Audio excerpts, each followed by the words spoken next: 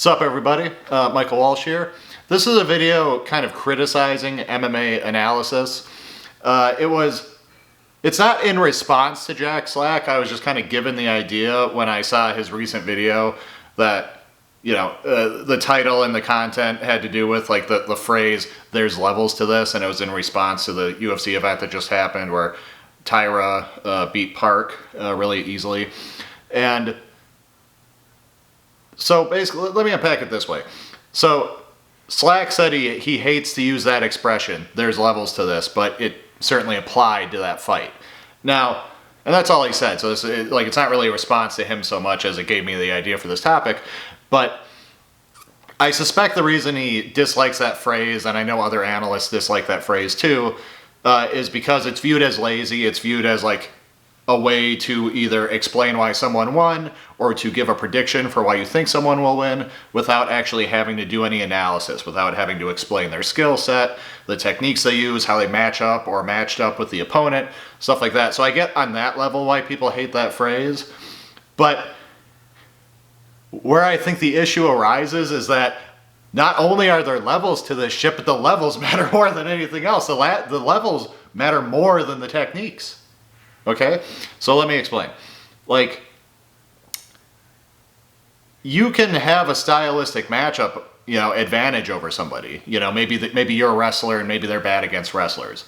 But if you're on different levels, if you're a local fighter and they're a world champion, it doesn't fucking matter that you're a wrestler and that they're bad against wrestlers. You're not beating them.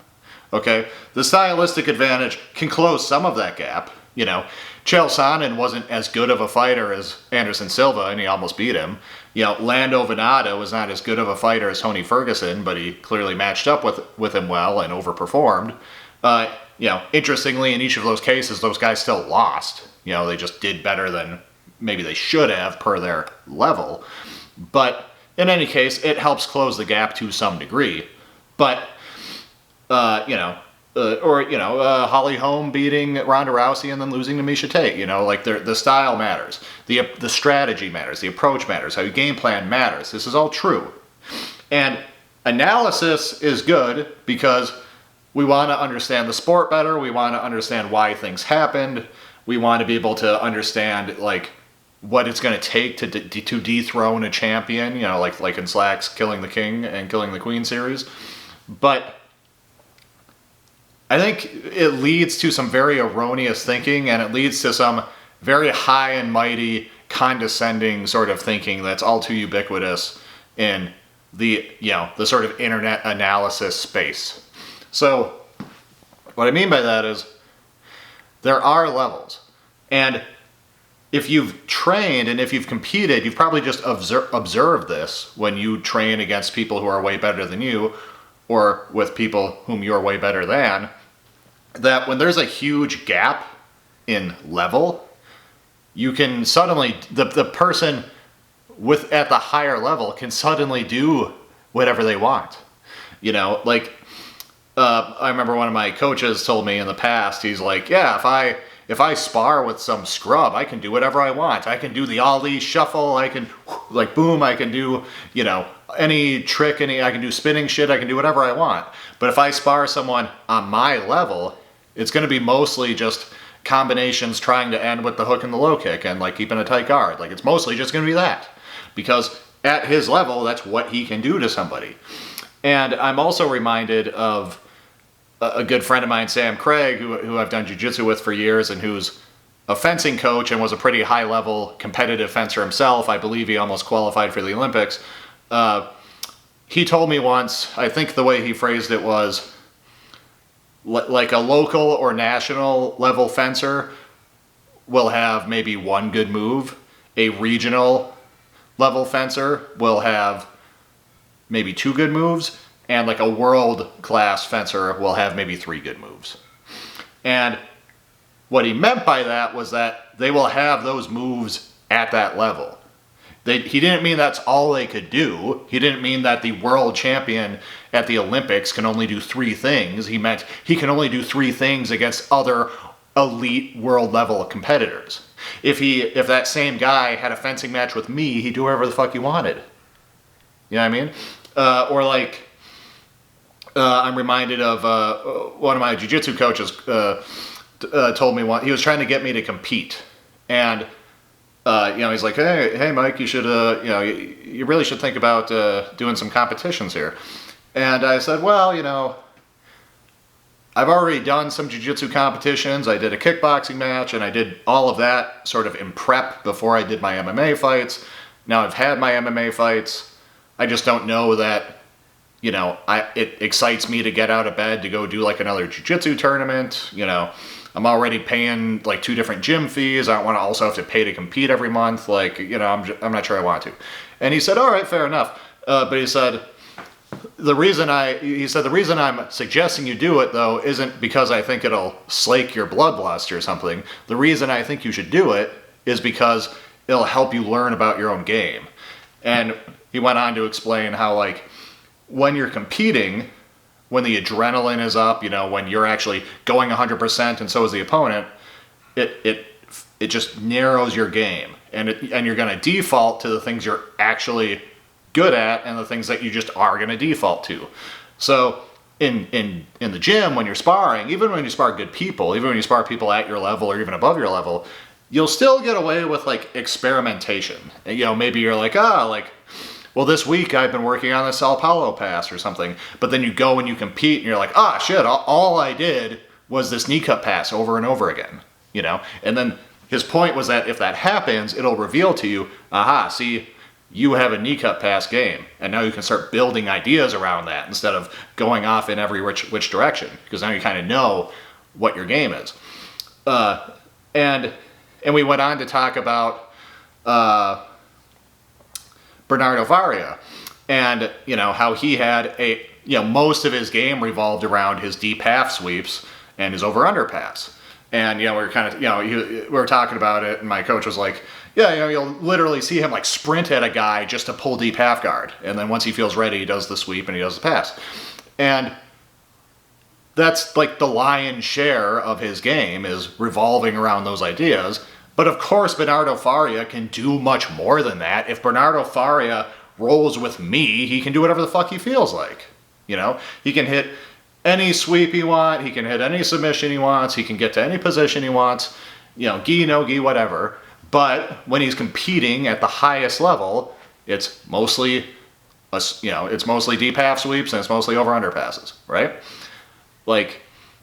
And sure, he'll do more than that because of course the match is never as cut and dry as that. And similarly, you can have like an MMA fighter who maybe, they're really just looking for their left hook the whole time. That's their money punch, but they're still gonna land a leg kick here and there. They're still gonna once in a while, they found themselves in the clinch and they threw a knee quick, and then other shit happens. They still do other moves, but they're predominantly looking for certain things, and that's predominantly where their success comes from. And again, you could take that fighter and pair them up, say that's a UFC contender, and pair them up with some regional scrub, and they can do whatever they want to them. And I want to say it was Neil Magny versus Alex White, I think is who it was. But I remember there was a Neil Magny fight where he fought some short notice dude who just got plucked from the regionals. And Magny just obliterated him. And I think he finished him with a knee to the body or something. And it really showed Neil Magny is sort of this veteran, gatekeeper-ish dude who has a high volume, smothering, clinch kind of game. He'll get a finish here and there, but he's not finishing dudes at the high level. That's how you would think of him. But then you put him in with this regional dude, and all of a sudden he's just, he looks like Alex Pereira or something. You know what I mean? And that's just that would hold true. And if you gave Neil Magny his prime years and said, hey, actually, instead of fighting Damian Maia and instead of fighting, Johnny Hendricks, and instead of fighting all the guys you're gonna have to fight in the UFC, you're just going to hang out in the LFA and fight regional dudes and just fight 15 of them. I guarantee you he's going to be finishing those guys and looking spectacular and looking like some cool regional fighter, like a Mamed Khalidov or something like that. You know what I mean? So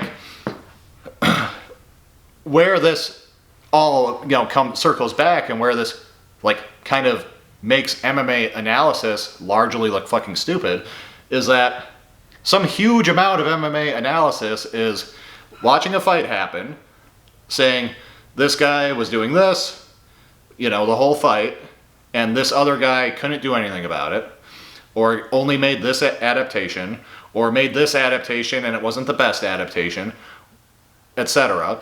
And finger waving at the loser and saying, what an idiot. Why didn't he realize he should have done this? Why didn't he realize that guy was doing this specific takedown with this specific setup, so he needed to, whatever. He needed to counter that setup with this, or defeat it with this, or reposition himself like this, or switch stances, or whatever, to keep that setup from happening. Or didn't he just realize he needed to go to the legs more? Didn't he just realize, etc., etc., etc.? Like, what an idiot. This stuff is so obvious to me as a viewer with whatever level of martial arts knowledge I have. And it's like, that fighter knows how to do all of the shit you said. Like, pretty much without fail. Like, it's not a matter of him knowing how to do that. It's a matter of, can he do that to this guy at this level? Okay? Because whatever you asked him to do, I guarantee you, if you put him in there with a scrub, he could have done it. Okay? You could just call, it'd be like, a basketball player calling his shots in a game of horse or something. Like, if you put them in there with a scrub, they could just declare what they're going to do and do it. And you could be shouting out like, hey, do this. And they'd be like, okay, boom, do it. But they're not fighting scrubs. They're fighting other elite UFC fighters. And so that doesn't mean they have no ability to adapt, or they have no ability to game plan to kind of bring a unique approach, maybe work on a specific move they don't normally do, but they're going to do in this fight. It doesn't mean they have no ability to do those things, but they have a very limited ability to do those things. Okay? So, like, it is the classic, the classic criticism of critics, of the armchair quarterbacks, it's like the scene in The Marvelous Mrs. Maisel where Midge is talking to, she's at some like party at someone's house, and she and the other women are like in the kitchen while the guys are in the living room bullshitting, and the girl asks Midge like, oh, what do you think they're talking about? And she goes, oh, I'm sure they're all like waxing philosophical about how Mickey Mantle could improve his swing. And the joke obviously being that these are like non-athlete random dudes, average Joes, who, yes, think that they know what to do, that they can improve Mickey Mantle, that they somehow know what Mickey doesn't, they somehow know what Mickey's coach doesn't, And in some superficial way, they're probably often right, because often it is simple. Often it is like, yeah, like this guy is doing this move, or this sequence of moves, or is taking this approach, and this has categorical, every move has just known solutions, known defenses, known categorical approaches that offset it. That's just true at a basic level. Like a lot of it is 101 sort of intro to boxing, 101 blue belt jiu-jitsu type shit, 101 middle school, high school wrestling type shit of like, yeah, this is how you stop this takedown, this is how you defend this submission, this is how you pass this kind of guard, this is how you, set up this submission from mount, this is how you block this kind of punch, this is how you block this kind of kick, this is how this is how you cut the cage, this is how you feint to set up this strike, etc., etc., etc. Those are basics. And it's not that these fighters don't know the basics, it's that they can't do everything against other elite fighters. You know what I'm saying? So, like, again, like, I get where, circling it all back to the beginning, I get where the expression there's levels to this shit is annoying, because, you could use that to say, like, pick a fight like John Jones versus Shogun. When Jones was this effectively undefeated up-and-comer, he was very young, he was 23, he was kind of getting the shot early. Shogun was this proven veteran and world champion and had fought and beaten a who's who of fighters. You could have dismissed Jones and just said he's not in that level. There's levels to this. He's fighting guys like Ryan Bader, he's fighting guys like Matt Yushchenko, Stephan Bonner. There's levels to this. Shogun's fighting Machida. He's fighting Chuck Liddell. He's fighting Rampage. Like, there's levels to this. And it would be completely missing, like, yeah, but look at all of the details of what Jon Jones is doing and can do, and look at Shogun, and look at their bodies, and so on. And all of a sudden, a Jones prediction is a lot more reasonable, and you'd be more able to anticipate how that fight inevitably played out. And conversely, like, you know, if you're trying to explain, like, okay, well, why did Jon Jones so easily beat Cyril Gane, you know? Now, that's also there's levels to this shit kind of fight, because there's levels to grappling, and you just saw that the fact that Gane could, like, you know, grapple with Ngannou, and the fact that he could get a heel hook or two over, like, middling heavyweights did not mean he could grapple with Jon Jones, and we saw that. But there's just things to explain as well. There's technical reasons that Jones could do that to Gane, and that doesn't mean he could do that to Francis, even though Gane and Francis just had a neck-and-neck fight. Okay? So I get all that. I get why there's so much more to a good analysis than that, and why the expression "there's levels to this shit" is just like an easy, casual catchphrase to throw out. But there are levels to this shit. The levels matter more than the techniques. And the levels reveal why the sort of, again, all too common, smug, condescending, look at how dumb these fighters are, look at how dumb their coaches are, look at how dumb their decision making is, look how bad their fight IQ is. It reveals why that sort of armchair quarterbacking is meaningless and shows a lack of self-awareness. And that's not targeted specifically at Slack, that's just a thing that you see amongst analysts. Like, again, this isn't even like a Jack Slack response video, it's just his recent video gave me the idea for this topic. But, like, we should show some fucking self-awareness here, because there's a difference between what you know and what you can do, right? Because if there wasn't, all of the analysts would be world champions, right?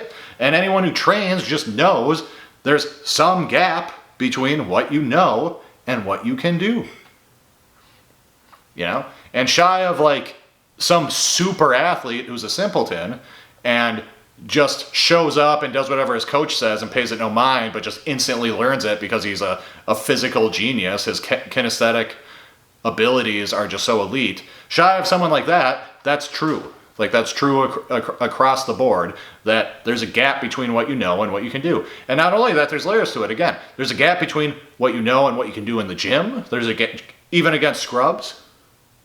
There's a gap between what you can know and what you can do at the gym against people at your level, people at the higher level. A gap between what you can know and what you can not only do at the gym, but what you can do in competition. And the more high level that competition, the more stakes there are.